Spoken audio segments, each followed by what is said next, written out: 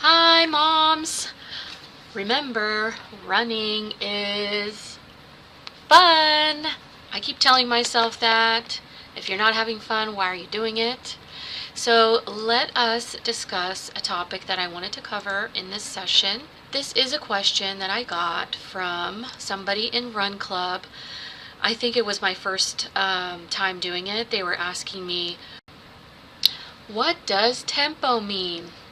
So if you're looking at your training plan and you see there's something that says R pace, T pace, maybe running plus strength on the same day, this is the LA Marathon training plan for the mid-level, but your Fit for Mom training plan also has some designations that may require a little bit more explanation. So let's dive into how to read the training plan. The reason why you have these certain runs at certain paces is because you are trying to increase your aerobic threshold. This graph that we're looking at here has two lines. The lower line is the amount of lactic acid in the blood. The upper line is the heart rate. And the goal is to extend the zone of training where your heart rate is increasing, but your lactic acid is not increasing. And that would be in this aerobic zone here. If you could run all the time in this zone, you would be less sore, you would have more fun, and you would be able to run for a longer time. As you pick up your pace and you start to produce more and more lactic acid, your heart rate increases and your body starts to burn more carbohydrates and less fat. So if your goal is to lower your body fat percentage and burn more fat, you need to stay in the aerobic zone. And that's why it's very important to be aware of these different training zones and try to manage your heart rate so that you can stay in the aerobic zone and don't cross the lactate threshold and don't go into the anaerobic zone. When you're in the anaerobic zone, it may be fun, you're going very fast, but you're producing quite a lot of lactic acid, you're doing more damage to your muscles, and you're only burning carbohydrates, which is the glycogen stored in your muscles, and you will run out of the glycogen eventually, and you will run out of energy. And we don't want that to happen while you're out there running and having fun. My smartwatch, which is a Samsung Galaxy Watch 5, automatically sets the heart rate zones based on your age, your height, your weight, and it gives you kind of a range of where would be low intensity, what zone is called zone 2. This is the best zone for fat burning.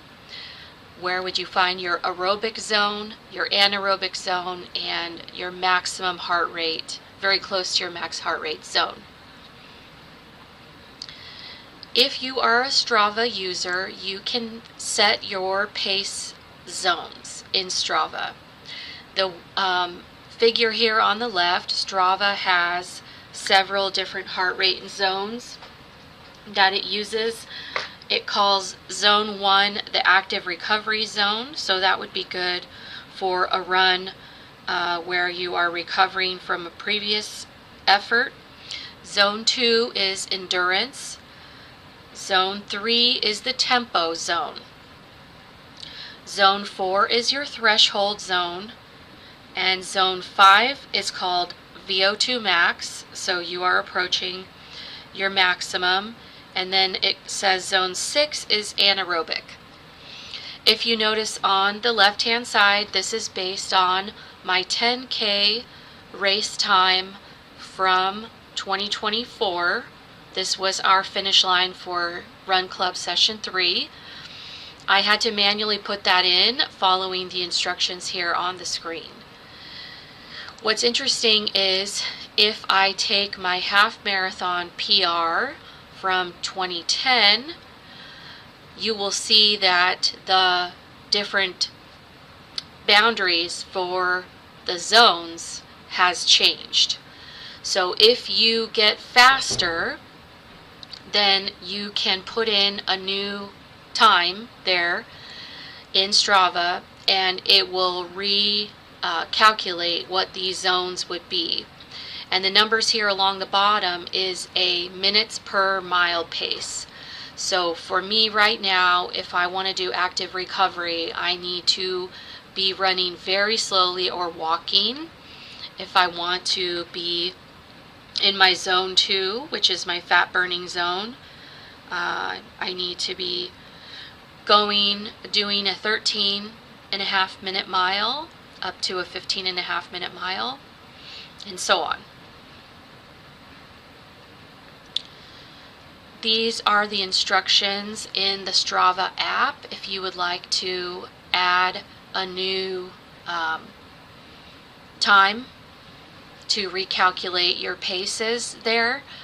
So you would first go to your profile by clicking on your profile photo, and then it took me a while to find this little edit button which has a little pencil, and then you can click in this box here, which is a drop down menu, and you can select your race distance. So I was basing mine on my 10K result from the Mission Inn run, but I changed it to my half marathon result from the Holiday Half Marathon because that's my most recent race.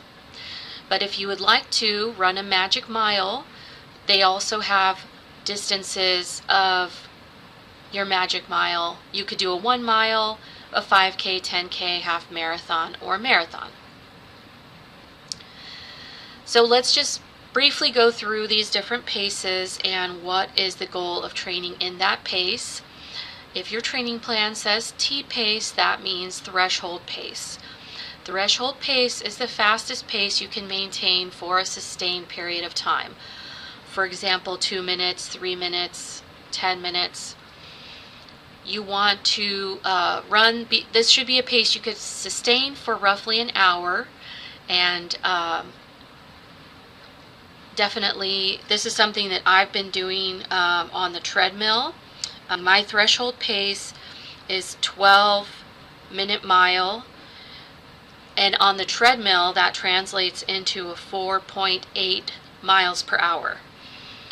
So it is kind of annoying that some calculators will tell you your minutes per mile, but then the treadmill, if you're going to do it on a treadmill, then you need to convert that to miles per hour.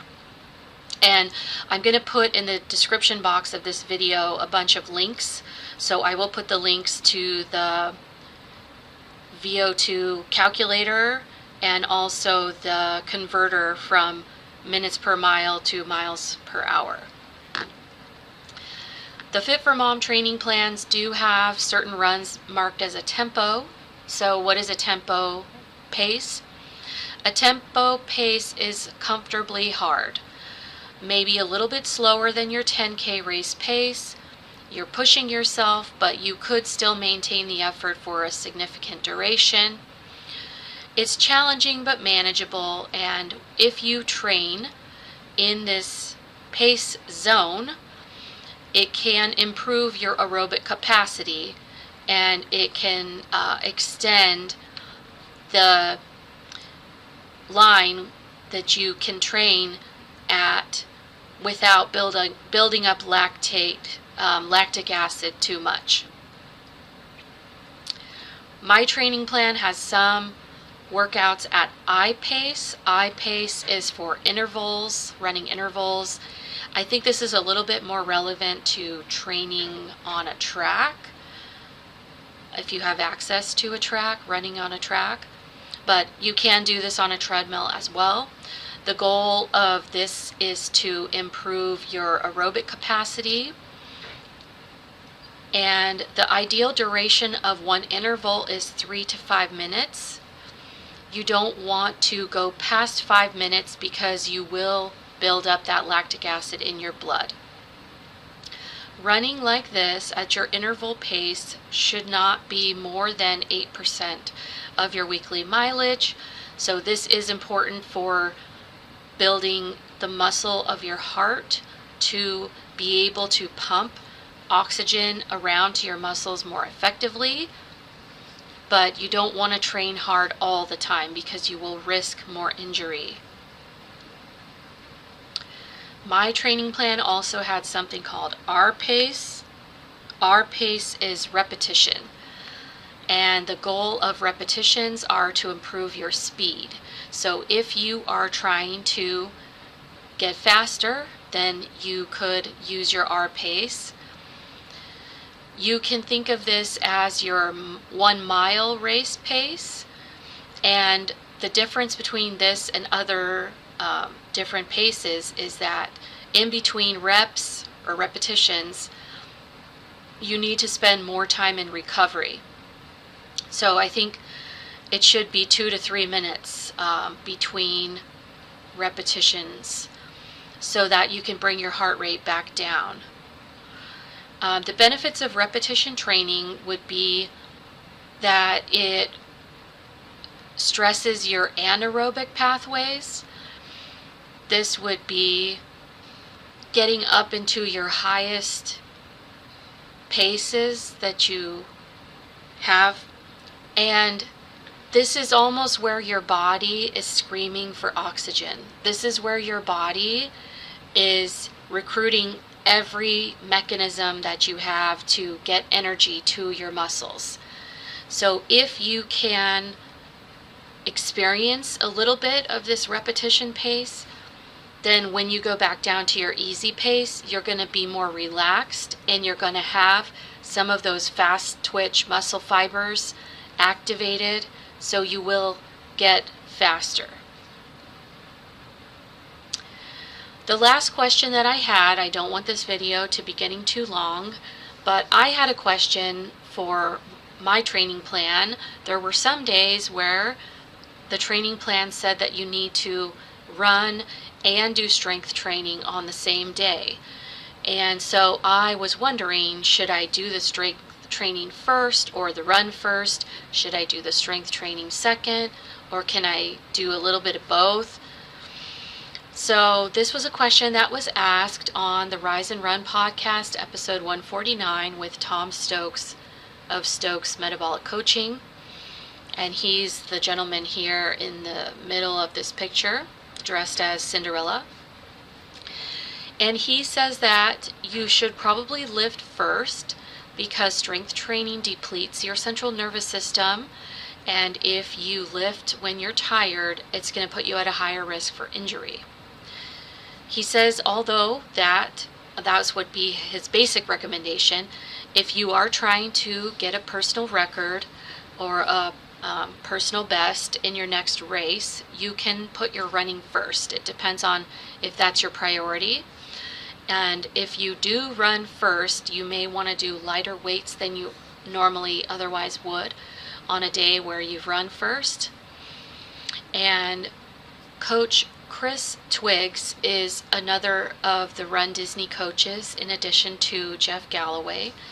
And he has suggested that if you want to boredom buster, you can break your run in half. Let's say you have 40 minutes of running on your training plan.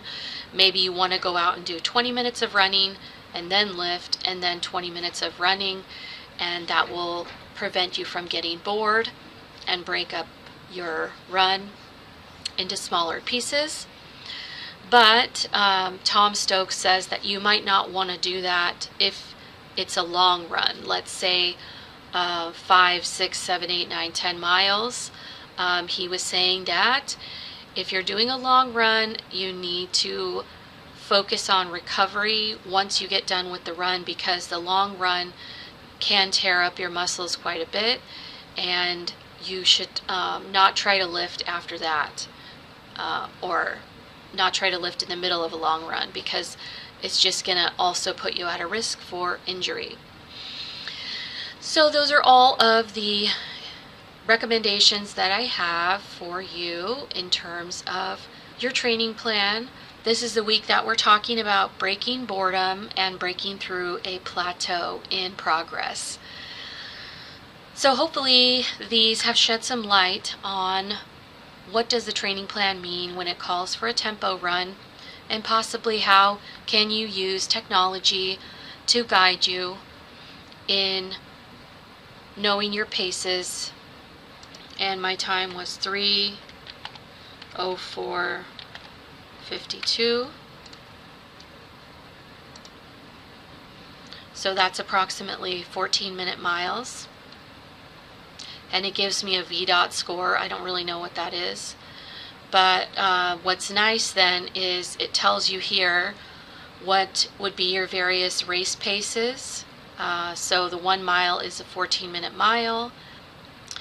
It gives you all of your training paces, which is nice. So all of the things that we just talked about, what would be your MRP, marathon race pace, threshold pace, interval pace, repetition pace. And then you can extrapolate those results to your half marathon time, or your marathon time, or your 1 mile, if you were doing a 1 mile race.